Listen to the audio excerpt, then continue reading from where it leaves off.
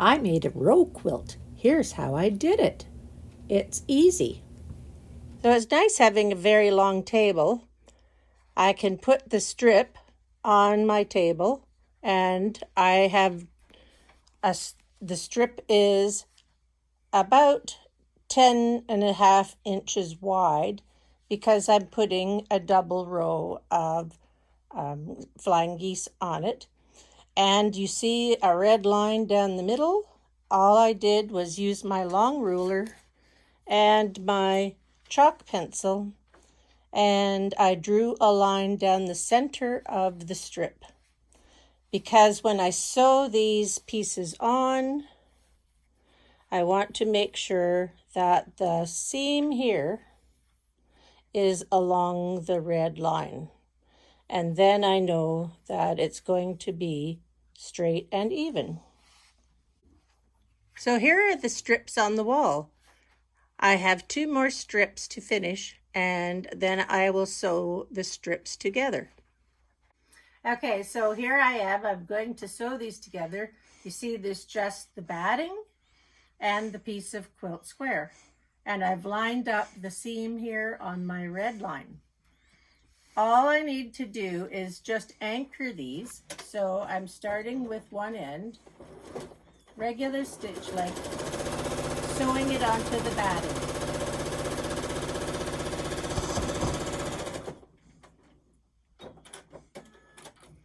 And once I've anchored the end, all I do is turn this around like so. So I only have a little bit of batting in there rolled up.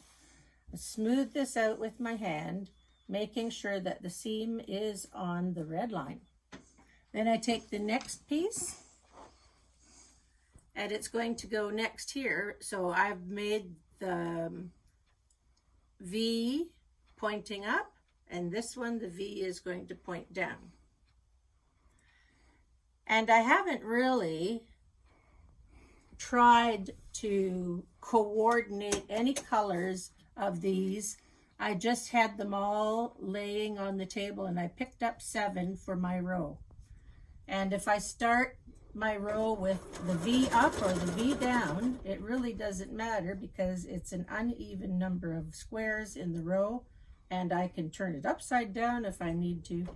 If I change my mind about the pattern, I can change the pattern a little bit.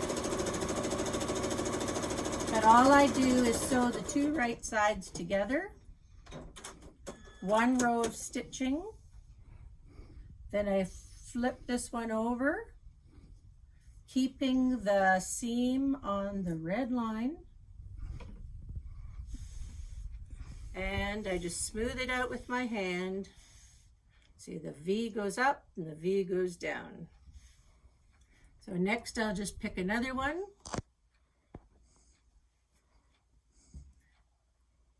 I can tell if the V is going down there. This one doesn't have a seam here, so I know the V is going up here. And as long as my seam is on the red line, I'm good.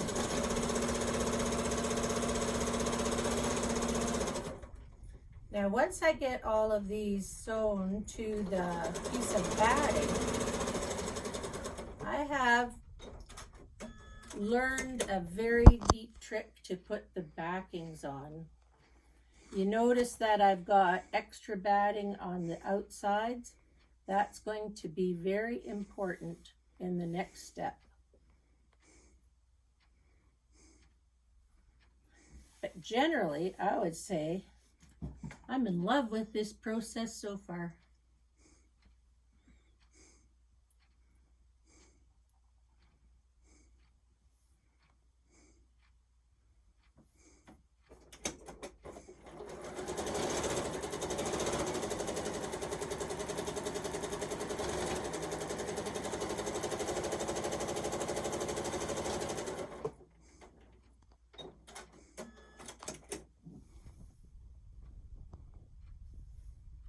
Little jobs like this are really good places to use up all of those bits and pieces of thread that are a variety of colors.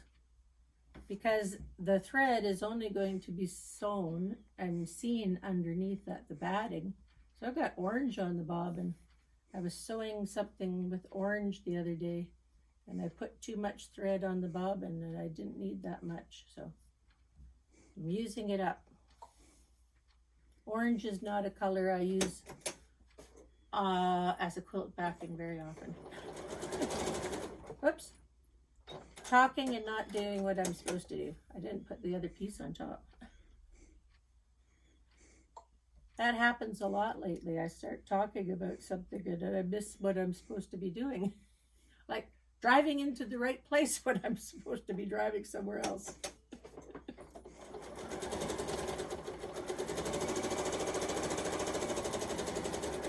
Isn't that right?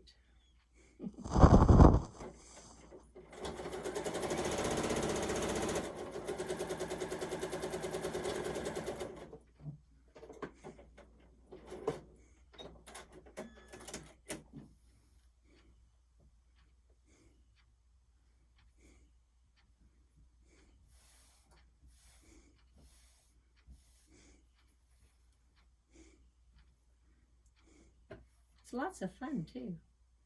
I like doing this.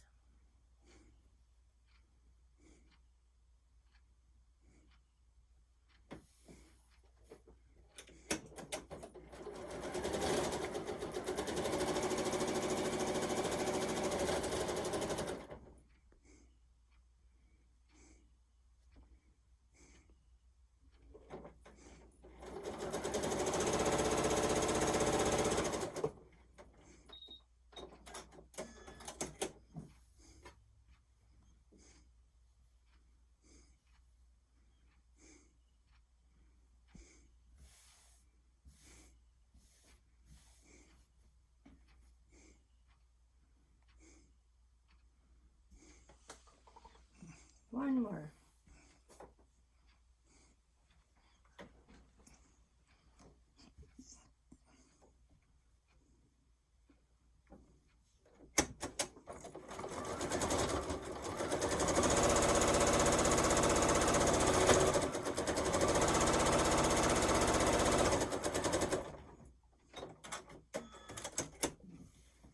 And then I just anchor the one at the end to hold it in place.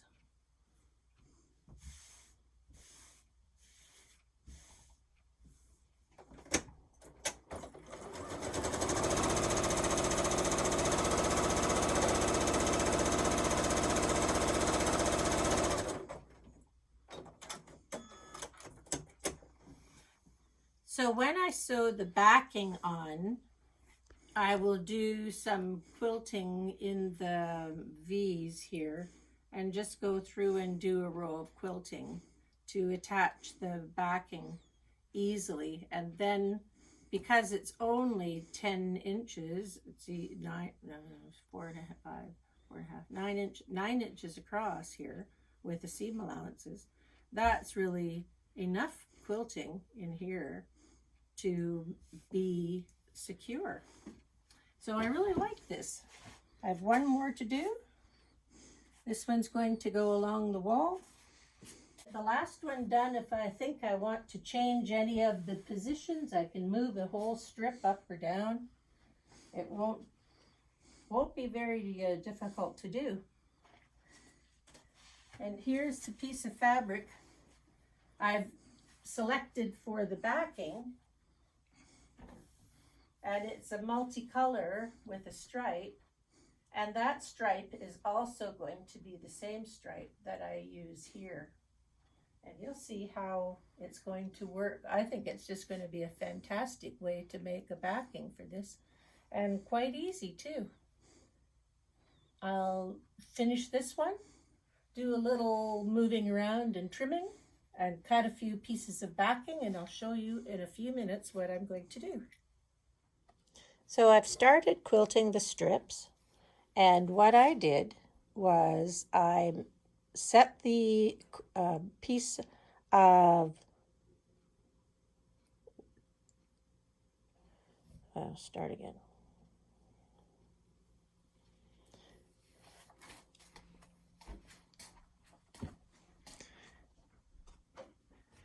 So here I have on the wall all of the flying geese, and what I've done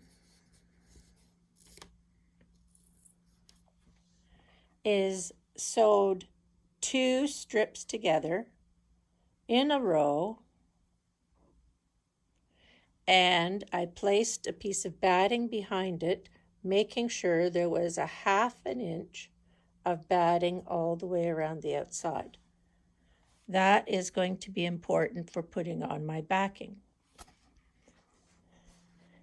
And here I have a strip on the backing. And I made sure that now from the edge of the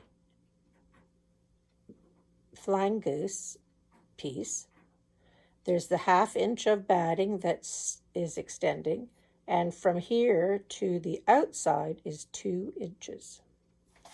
Likewise at the top, there's a 1/2 inch of batting, but there's 2 inches of the backing fabric.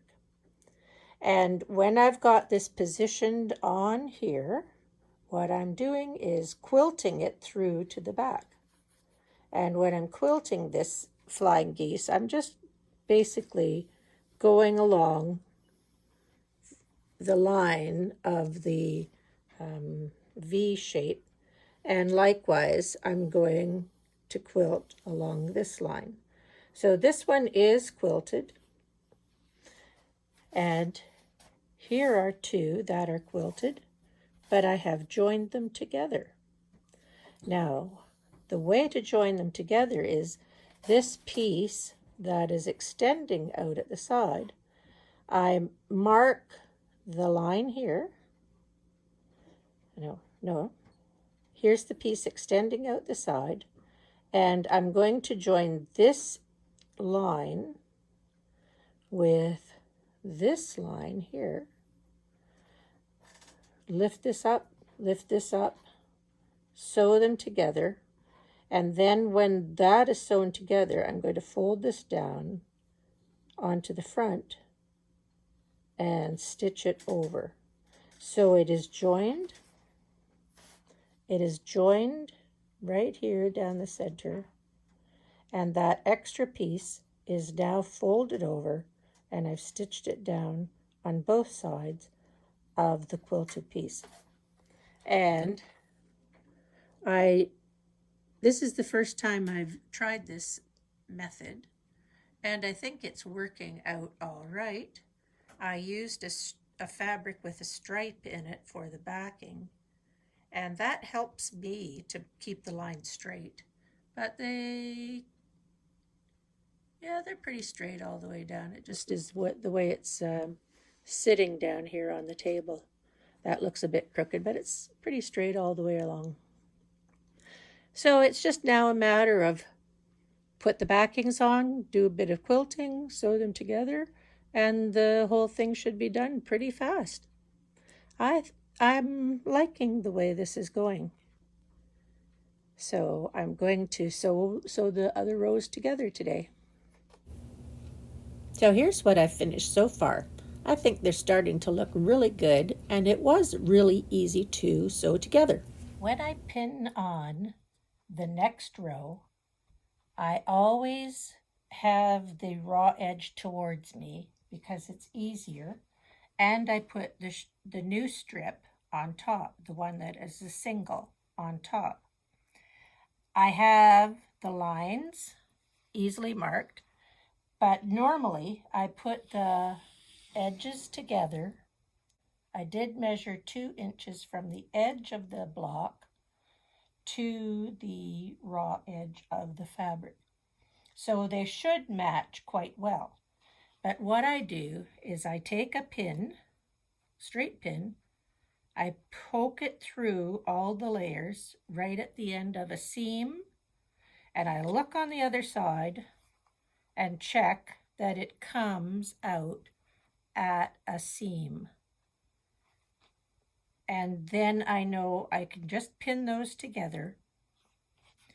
I know when I sew these together, I'm going to sew about a 1/2 inch from the edge. And I have a mark on my sewing machine. I know how far the 1/2 inch line is. And normally that doesn't really catch this bit of batting along here, but it does catch it a few places.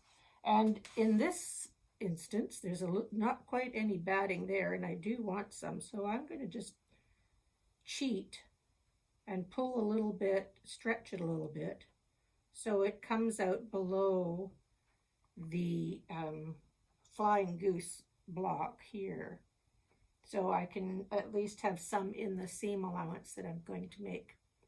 So now what I'm going to do is just take this to the sewing machine. I'll start up here, back stitch, and I'll sew these two pieces together a 1/2 inch away from the bottom of my flying goose. Then when I've finished that, I'll bring it back over here, take the pins out, and I will open it out flat, and I will fold these bits up on each side so that they are going to cover over the raw edge that's now on the front.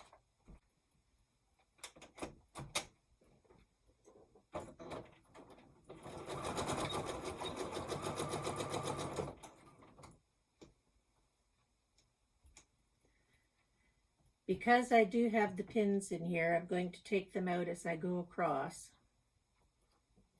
Don't need to make extra work by breaking a needle. And I just take my time and sew these together. It's a straight, long straight seam.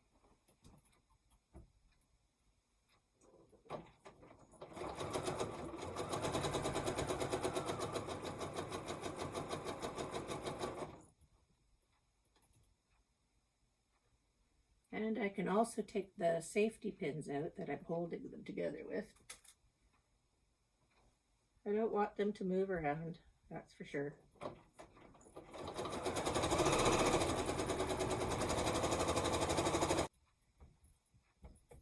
While I'm finishing this row, I'm just going to talk to you and tell you a little story about how I became the person who everybody gives their scraps to. It was one of the first workshops I ever went to. And we were supposed to take along X amount of fabric and do a project. And before lunch, I ran out of fabric. And so I spent my lunchtime going around and looking at what everybody else has been doing. And I noticed that as I passed by the garbage can, there were long strips of fabric in the garbage can, and I wondered why they were there. And so I started picking fabric out of the garbage can because people had just cut their fabric with their long rulers, and whatever they didn't need at the time, they threw out. And I couldn't understand why people were throwing out fabric like that. So I started a little collection of things that I took out of the garbage.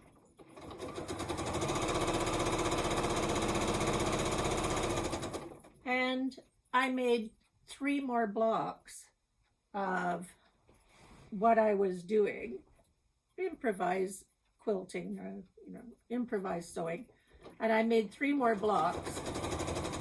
And by the time it was show and share time, at the end of the sewing day, I had about 5 blocks made out of the garbage can.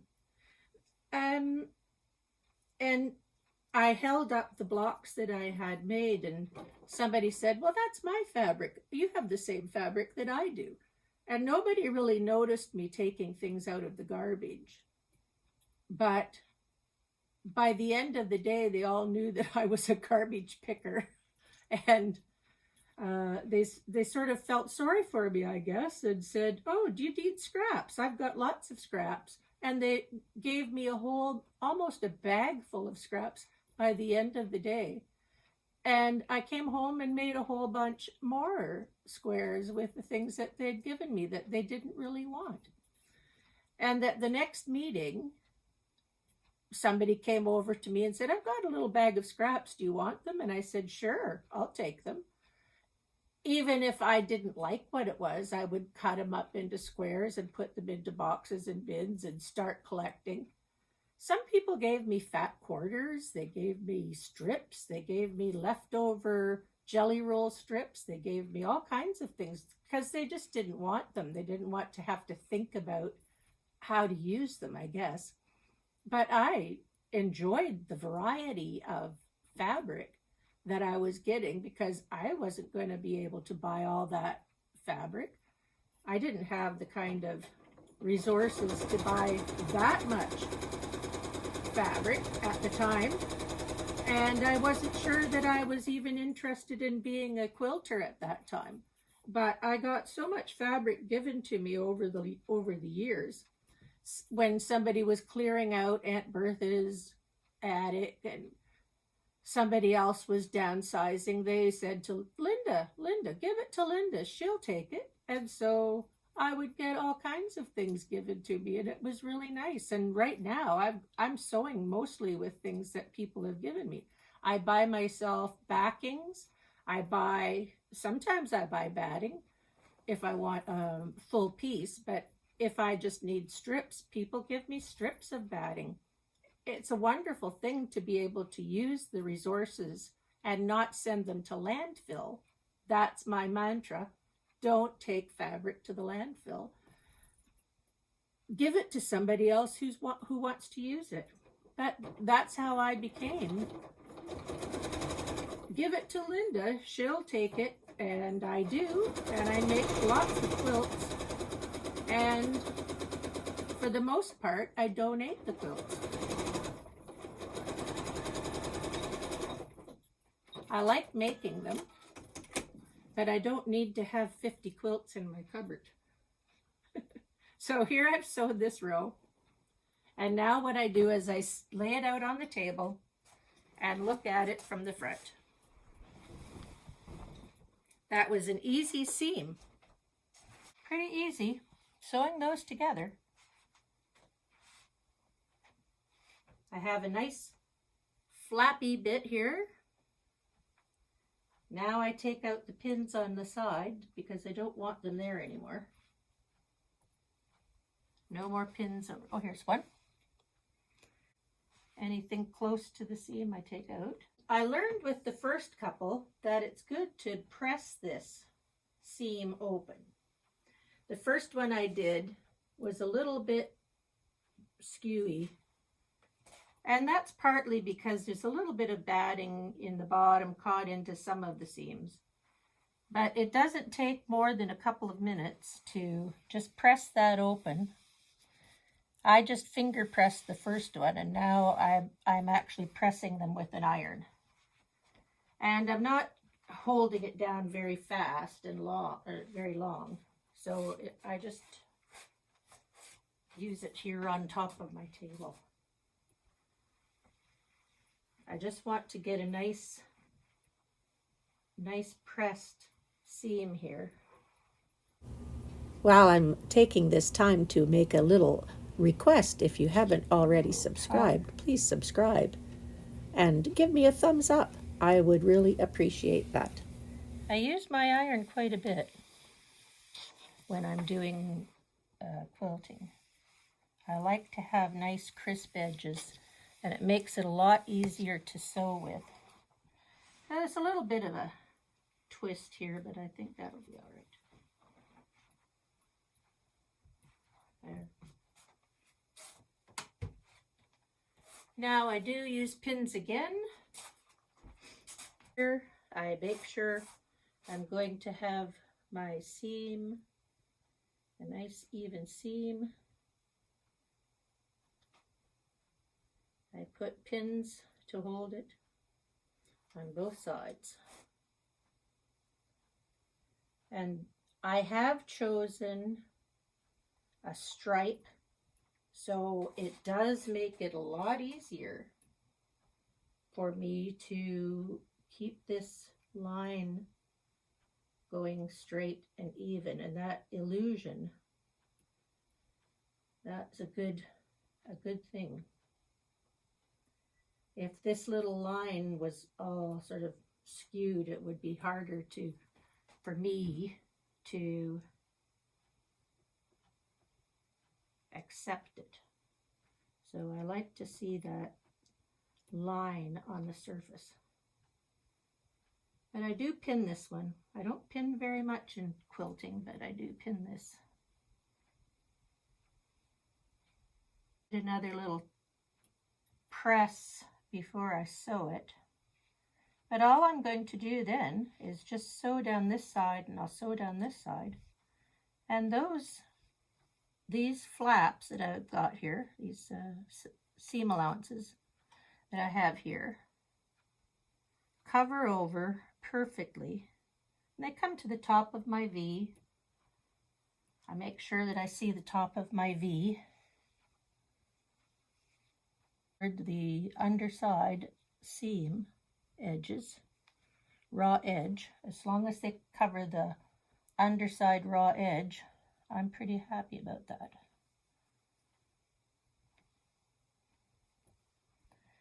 So when I sew it, I'll just sew down one side, then I'll sew down the other side, then I'll work on the next piece and finish it.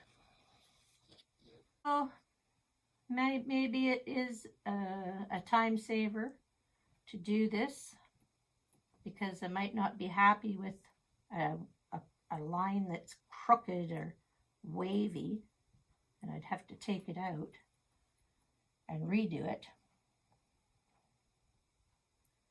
But I do find this quite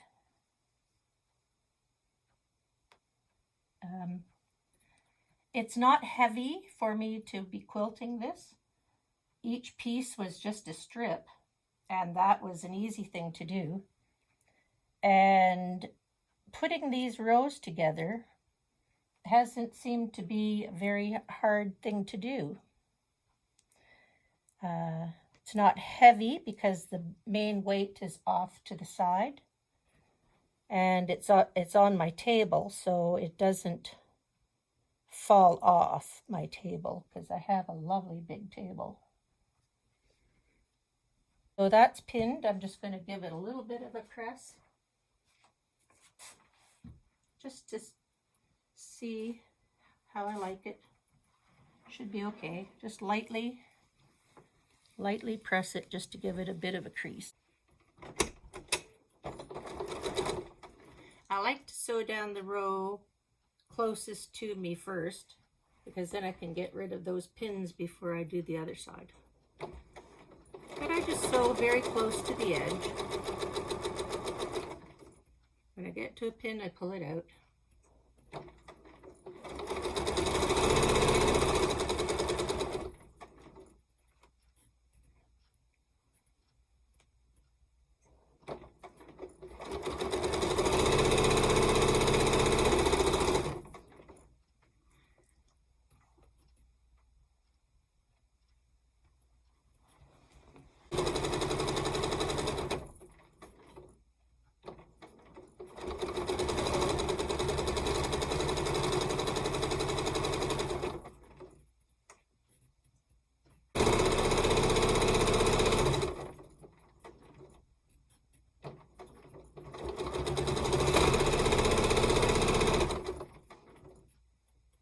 It's easy.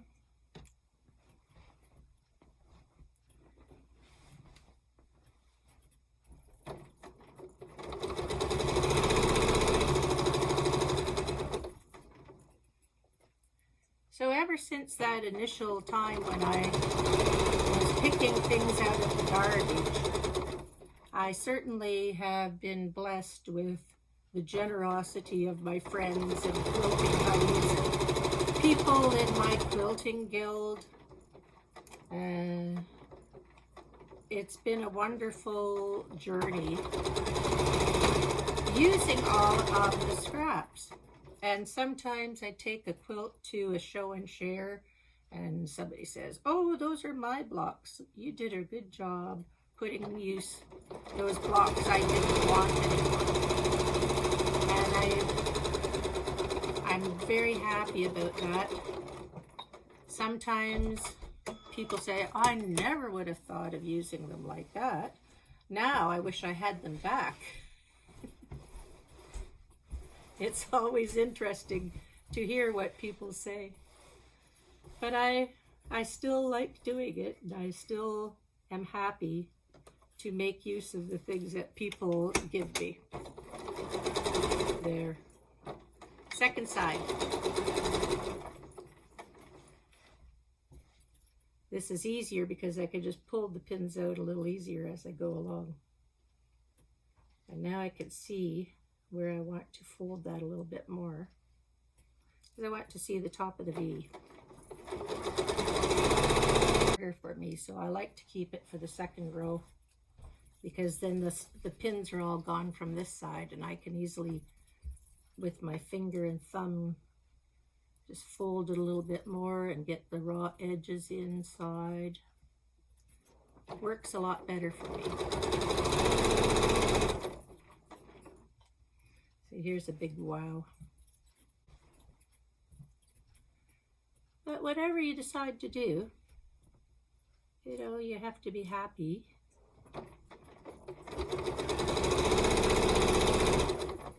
with the results.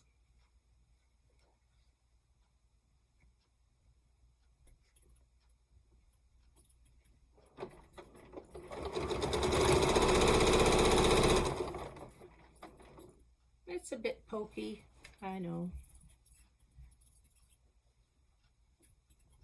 But I still have, you know, issues with my hands and arthritis. So hand sewing isn't really my option of choice. That's why I'm happy to be able to spend a bit more time maybe doing a machine row. But if you chose to hand sew this down, it would be immaculate, I'm sure. But for me, it's a sewing machine. I just take my time.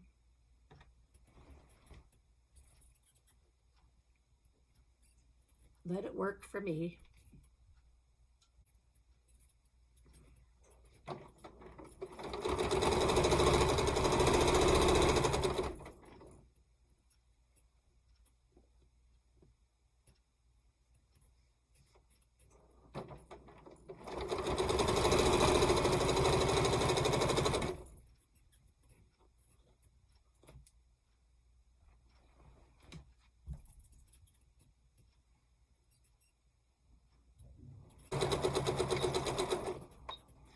So I'm looking at the clock, and in real time, it took me 15 minutes to sew this row on, but I also did this video. So I don't think that's such a bad timing. I have 2 more rows to put on, and if I stop talking into the camera, I will probably finish this in half an hour. Then all I'm going to do is the 2 sides need to be trimmed and turned in, and the top and the bottom, and then it's done. Jolly good. And voila, it is finished. I just need to sew around the outside, and here the final edge is sewn. All bound and finished. Thanks for watching. I hope you enjoyed this. If you have questions, let me know. Bye.